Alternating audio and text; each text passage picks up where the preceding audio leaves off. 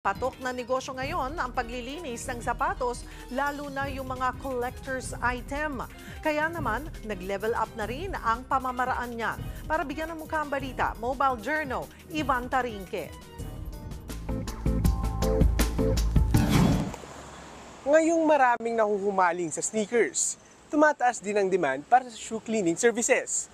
Ang siste ngayon, pangmalakasan na, hindi na mano-mano kung maglinis ng sapatos. Isang shoe cleaning business nga sa Caloocan ang nag-level up sa paggamit ng high-tech na mga makina, kabilang na ang advanced shoe cleaning machines at UV sterilizers. 80,000 pesos ang presyo ng bawat makina, ngunit sulit daw ito dahil mas mabilis at less ang pagod sa bawat linis.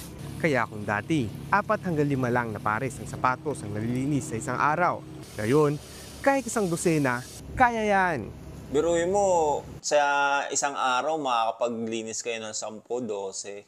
Minsan pag ganadong-ganado ka pa, pwede pa lumagpas pa dun. Pero detalyado at maingat ang proseso. Bawat bahagi ng sapatos ay dumadaan sa iba't ibang brush ng makina para masigurong malinis nang hindi nasisira ang materyales.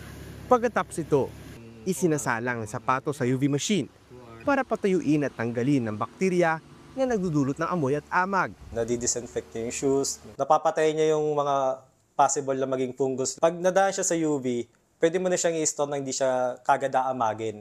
350 hanggang 500 pesos kada pares ang presyo ng deep cleaning at kadalasan natatapos sa loob ng 1 hanggang 3 araw.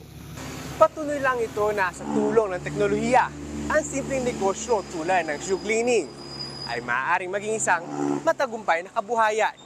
Mobile Journal, Ivan Tarinque po, hatid ang mukha ng balita.